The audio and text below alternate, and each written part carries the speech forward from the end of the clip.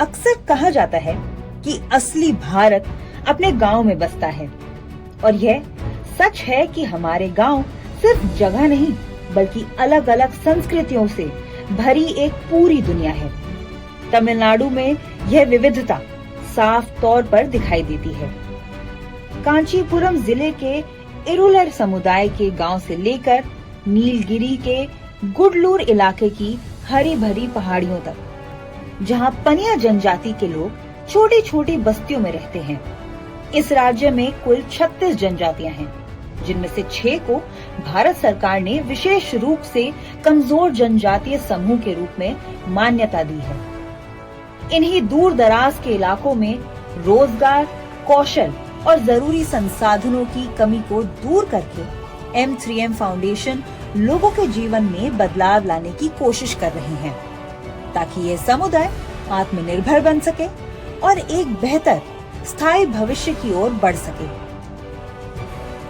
M3M foundation एक बुनियादी सच्चाई पर काम करता है कि स्थायी बदलाव तभी संभव है जब वे स्थानीयता के ज्ञान और समझ से प्रेरित हो। किसी भी समुदाय के भीतर तक पहुंचने के लिए उसकी भाषा को समझना और उसके संदर्भ का सम्मान करना जरूरी है। कांचीपुरम के बाहरी इलाकों में यह सोच साकार होती नजर आती है। इस गांव में इरुलर समुदाय और अन्य पिछड़े वर्ग की महिलाएं पूरी लगन के साथ आरी वर्क की बारीक कला सीख रही हैं। यहाँ का सामाजिक संदर्भ बेहद जरूरी है। M3M फाउंडेशन भारत के उन सबसे संवेदनशील और उपेक्षित समुदायों के बीच काम कर रहा है जो अक्सर विकास की मुख्य धारा से पीछे छूट जाते हैं। मक्कल, विलिपुनर्वु कल्वी संगम जैसे जमीनी संगठनों के साथ मिलकर कोशिश केवल कक्षाएं बनाने की नहीं, बल्कि आपसी जुड़ाव के पुल बनाने की भी है। इन्हीं साझेदारियों के जरिए एक साधारण सा कमरा भी सीखने की ऐसी जगह बन जाता है जो लोगों को अवसर देता है और उसी के साथ आत्मनिर्भर भविष्य की दिशा भी दिखाता है।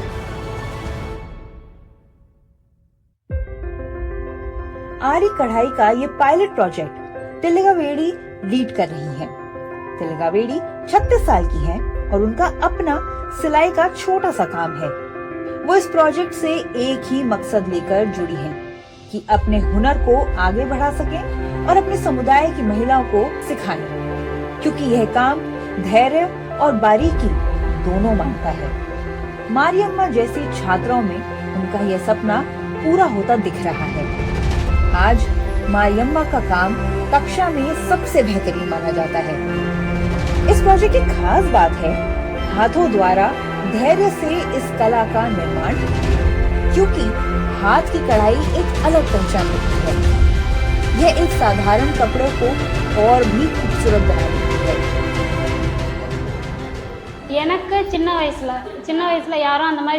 क्योंकि ये काम मैं बचपन से करती आ रही हूँ। जिन्होंने मुझे ये काम सिखाया वो भी बचपन से ही इसे करते आ रहे थे, इसीलिए मुझे हमेशा लगता रहा कि मुझे भी इसे सबको उसी तरह सिखाना चाहिए। इस बात से मुझे बहुत खुशी मिलती है। भले ही किसी ने हमारी मदद नहीं की, लेकिन मेरे भीतर दूसरों की मदद करने की भावना है, ताकि ज्यादा से ज्यादा बच्चों को वो मुश्किलें न झेलनी पड़े जो मैंने झेली, और कम से कम थोड़ा बहुत मैं अपने लिए कमा सकूं। ஒரு பைசா சம்பாதிக்கிறது மூலமா எனக்கு ஹெல்பிங் மைண்டா தான் இருக்கு। कांचीपुरम के ही एक और हिस्से में यह कमरा उत्साह और खुशी से भरा हुआ है। यहाँ एक स्थानीय स्वयं सहायता समूह की 15 महिलाएं अपने हुनर को दिखाने के लिए तैयार हैं, और ये हुनर है हाथ से बुने हुए रंग बिरंगे बैग। यह केंद्र एक बड़े प्रयास का हिस्सा है जो 20 गांव में चल रहा है। इसमें आरी कढ़ाई, सिलाई और इको फ्रेंडली मोमबत्तियां बनाने जैसे काम सिखाए जा रहे हैं। इसका उद्देश्य है पारंपरिक हुनर को आज के बाजार के हिसाब से जोड़ना। इन महिलाओं के काम की गुणवत्ता ने पहले ही एक बड़ी उपलब्धि दिला दी है और इन्हें सीधे M3M फाउंडेशन से ऑर्डर मिला है। साथ ही काम आसानी से चलता रहे इसके लिए एडवांस पेमेंट भी दे दी गई है। इससे इन महिलाओं को एक साफ संदेश मिला है कि उनकी मेहनत रंग ला रही है। अब उनका हुनर सिर्फ शौक नहीं रहा, बल्कि शहर के बाजार तक पहुंचने का एक रास्ता बन गया है। वह आए और उन्होंने हमारी बनाई सभी टोकरियां देखी और कहा कि बहुत सुंदर है। उन्होंने हमसे ऑर्डर देने की बात भी कही। हमने भी सहमति जताई और कहा है ठीक है, हम आपको देंगे। उन्होंने हमें 21,000 रुपए का ऑर्डर दिया है और उसमें से 11,000 रुपए एडवांस के रूप में दिए हैं। उन्होंने कहा है कि अगर हम यह काम बहुत अच्छे से करेंगे तो वे हमें आगे भी और ऑर्डर देंगे। और यह सुन के हमें बहुत खुशी हुई है, क्योंकि पहले हम इसे सिर्फ बनाकर रख देते थे, लेकिन अब हम इन्हें बेच भी रहे हैं। हम इससे धन कमा रहे हैं और यह हमारे लिए बहुत ही खुशी की बात है। इसी वजह से अब हमारी स्थिति थोड़ी बेहतर हो रही है। आगे हम और भी तरक्की करेंगे। हम सब मिलकर काम को और भी बेहतर तरीके से करेंगे। ये दोनों मिला के कुल 20 गांव के अंदर हम लोग काम कर रहे हैं और पायलट है हमारे लिए ये। इसके हम देखेंगे कि इसकी सक्सेस कैसी आती है, जिसको आगे बढ़ाने के लिए हम कोशिश करेंगे। कम्युनिटी के मूड के हिसाब से, उनकी ज़रूरतों के हिसाब से और यहाँ की नीड को देखते हुए प्रोग्राम को डिज़ाइन कर रहे हैं। जैसे मैंने आपको बोला कि हमने जब एंट्री करी, हमने यहाँ महिलाओं के लाइवलीहुड को बहुत ध्यान में रखा। जब उनके साथ में काम किया तो उनके बच्चों की शिक्षा के ऊपर हमें ज़रूरत लगी। हमने बच्चों की शिक्षा के लिए इवनिंग में जो आफ्टर स्कूल सपोर्ट है उसको देने की कोशिश करी। और अब हम एनवायरनमेंट के लिए भी इनको तैयार कर रहे हैं, क्योंकि अगर हम इनको ट्री प्लांटेशन के साथ में जोड़ते हैं और वो अगर कैश क्रॉप्स हो जाती हैं, फ्रूट देने वाले ट्रीज़ हैं या कोई और ट्रीज़ हैं जो अब ये उसका महत्व समझ रहे हैं, तो आने वाले समय में एक कलेक्टिव प्लान ये लोग खुद मिलकर अपने लिए बनाएंगे। हम सिर्फ एक माध्यम बनेंगे जो इनकी अपनी सोच को आगे बढ़ा सके।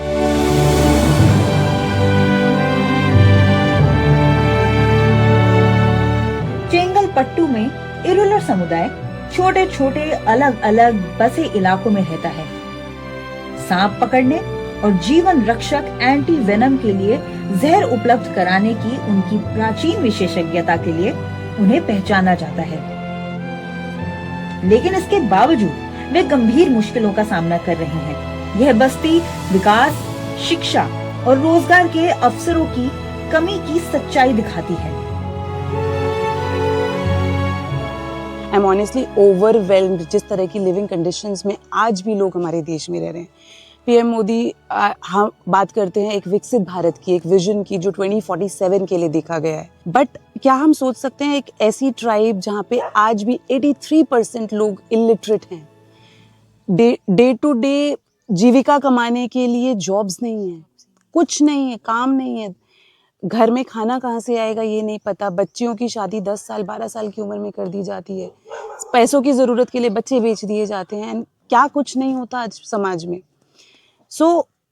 जब तक खुद आप नहीं आएंगे, आप कभी भी इनकी आत्माओं को टच नहीं कर पाएंगे, इनसे एक बेसिक कनेक्ट नहीं बना पाएंगे और जो एक्चुअल में काम, इम्पैक्टफुल काम जो आप करना चाहते हैं वो कभी नहीं कर पाएंगे। सुपरफिशियल लेयर पे यस आप नहीं आकर भी कर सकते हैं।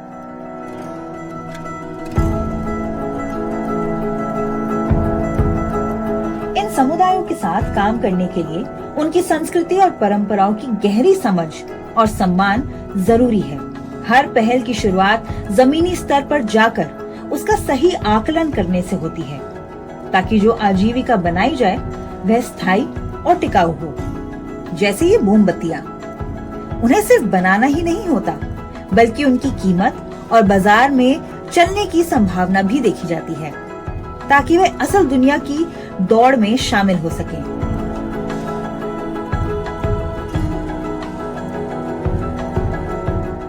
इसका ना मॉडल एक्चुअली सेम होता है, पहले स्किल डेवलपमेंट, फिर बिजनेस एक्यूमेन, मार्केट लिंकेजेस के बाद continuation of development of product, innovation in the product. Baseline product भी अगर पूरी ज़िंदगी बनता रहेगा तो वो भी सक्सेसफुल मॉडल नहीं है। कम्युनिटीज़ को ये भी सीखना पड़ेगा कि उस प्रोडक्ट को मार्केट के हिसाब से कैसे इनोवेट करना है, कौन सा प्रोडक्ट किस मार्केट में जाना है। सपोज आज यहाँ पे ये लोग बास्केट वीविंग सीख रहे हैं, सो बास्केट वीविंग की एक ज़रूरत इनकी अपनी कम्युनिटी में है, एक कम्युनिटी से बाहर निकलती जो गांव है एक उसमें है, और एक शहरों में जाकर है। हर मार्केट की रिक्वायरमेंट अलग है, हर मार्केट की नीड अलग है, हर मार्केट का कस्टमर अलग है. सो मार्केट लिंकेजेस इसलिए बहुत इंपॉर्टेंट है, बट बेसलाइन मॉडल किसी भी स्किल डेवलपमेंट प्रोजेक्ट का सेम ही रहता है.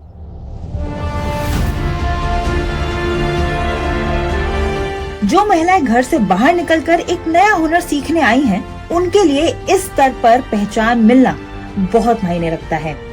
सर्टिफिकेट वितरण का माहौल किसी स्थानीय उत्सव जैसा था. नई दिल्ली से लीडरशिप टीम का आकर ये सम्मान देना सिर्फ एक कोर्स पूरा होने से कई बढ़कर है. यह संकेत है उनके आत्मविश्वास का और दिखाता है कि अब वह अपने नए कौशल से खुद की आजीविका बना सकती हैं और उद्यमी भी बन सकती हैं. ब्रेक के बाद हम देखेंगे कि पनिया जनजाति के गांव में 9 घरों में बायोगैस लगाने से महिलाओं की सेहत और जीवन कैसे बेहतर हुआ.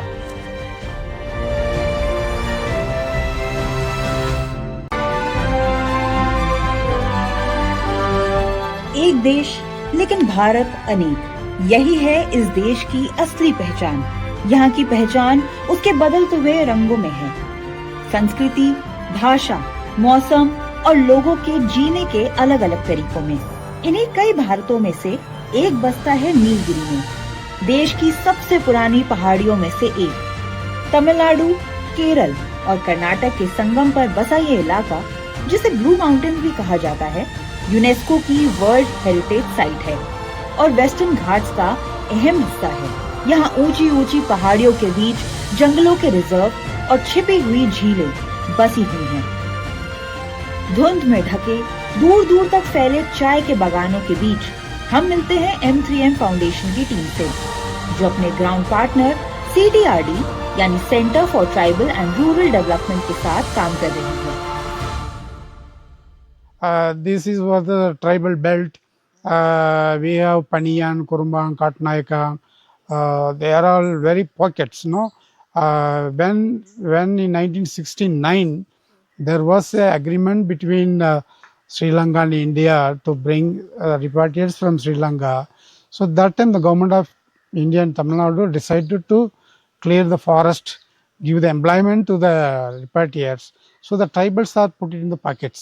So they're not able to cultivate their own land. They are different places.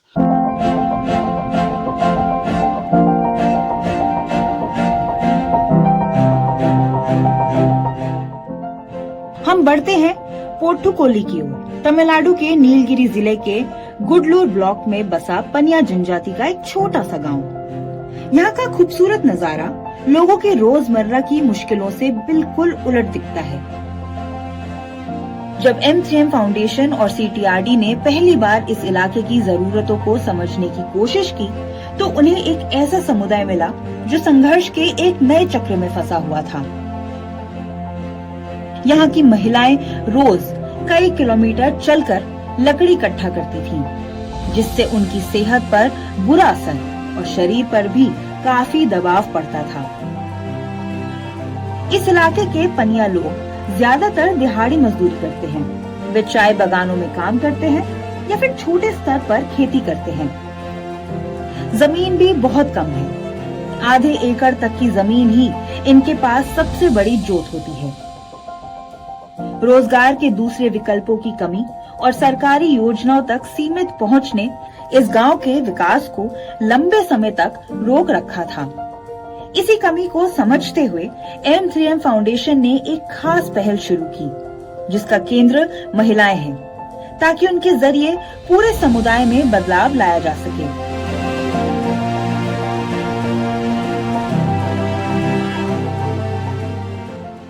इन नीलगिरी की पहाड़ियों में इन ट्राइब्स को देखते हैं, जिसमें पनियार हैं और ऐसी 4-5 अलग जो ट्राइब्स हैं. उनमें हमने जब यहाँ पे देखा कि लोग अभी भी लकड़ी को इस्तेमाल करते हैं अपना खाना बनाने के लिए. अब उसमें कई चीज़ें हैं कि जहाँ पर वो आपका जंगल जाते हैं, जंगल से लकड़ी लेकर आते हैं. दूसरा, हेल्थ के बहुत बड़े इश्यूज उनके साथ में जुड़े हुए हैं, क्योंकि जिस जगह वो खाना बनता था या आज भी कुछ जगह पे आप देखेंगे जो बनता है वो हेल्थ के लिए बहुत नुकसानदायक है, क्योंकि जो धुआं वो कंज्यूम कर रहे हैं वो उनके फेफड़ों को ख़राब कर रहे हैं, उनको सांस की बहुत सारी बीमारियां हो रही हैं। तो हमने सोचा कि क्यों ना कुछ एक ऐसा मॉडल डिज़ाइन किया जाए, और थैंक्स टू CTRD जो ये मॉडल डिज़ाइन हुआ उसमें हमने कई कंपोनेंट्स को एक साथ रखा।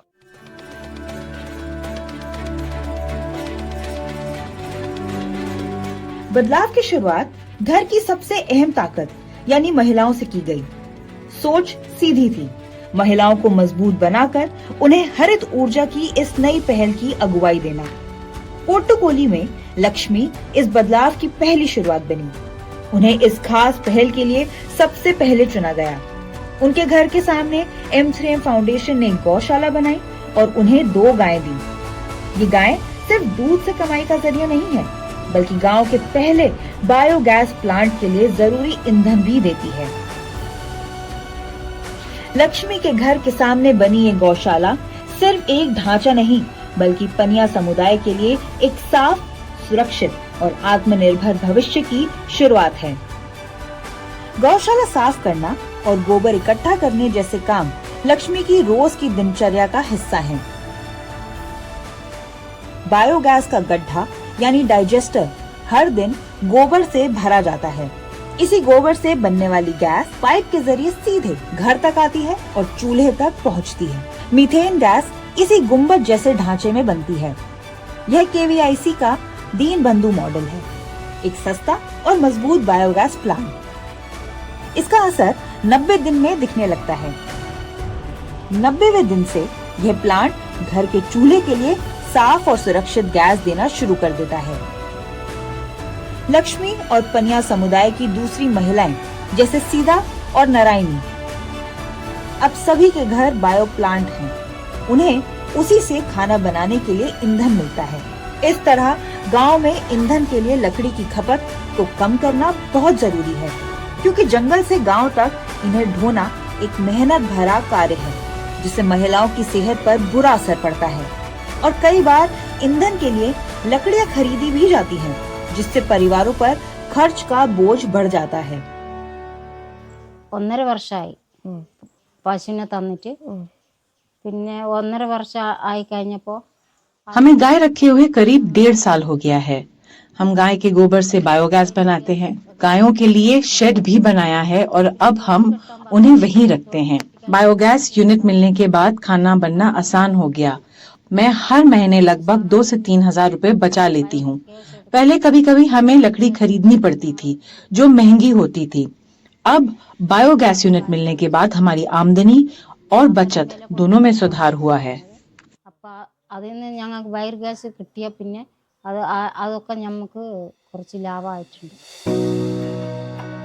लेकिन इस तकनीक को चलाने के लिए ध्यान रखना बेहद जरूरी है। CTRD संस्था से जुड़े R विजय राजू और उनकी टीम गुणवत्ता के लिए समय समय पर जांच करते हैं। इसलिए इस परियोजना में 5 साल तक साथ दिया जाता है, ताकि लक्ष्मी जैसे परिवार आगे चलकर खुद ही इसे संभाल सके और पूरी तरह आत्मनिर्भर बन जाएं। इस समय अवधि में पशुओं की सेहत से जुड़े मुद्दों का भी निरीक्षण किया जाता है।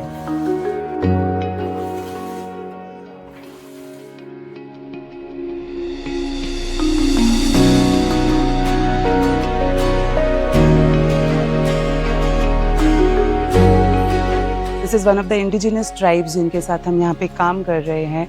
और यहाँ पे जो घर की औरतें और लड़कियाँ हैं वो जंगल में लकड़ियाँ इकट्ठी करने जाती थी ताकि घर में चूल्हा जल सके।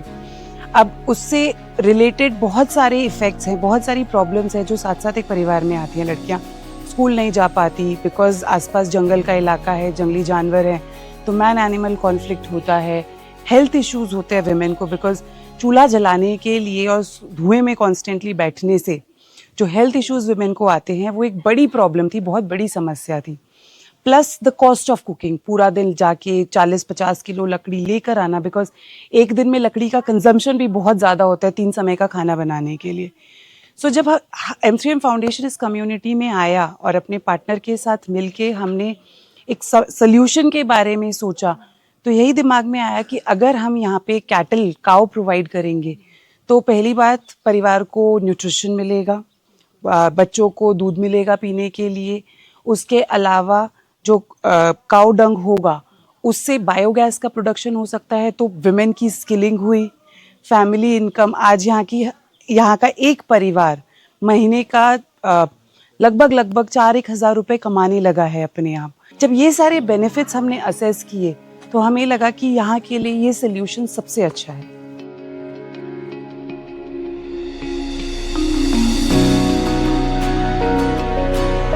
कोट्टुकोली में एक छोटी सी गौशाला में शुरू हुआ यह प्रयास अब एक मजबूत मिसाल बन गया है। ये परिवार अब मुश्किलों से निकलकर आत्मनिर्भर बन रहे हैं। यह हमें सिखाता है कि बड़े बदलाव हमेशा छोटे स्तर से शुरू होते हैं। जब समझ और नई सोच साथ आती है तो बदलाव अपनी जड़ भी बनाता है और आगे भी बढ़ता है।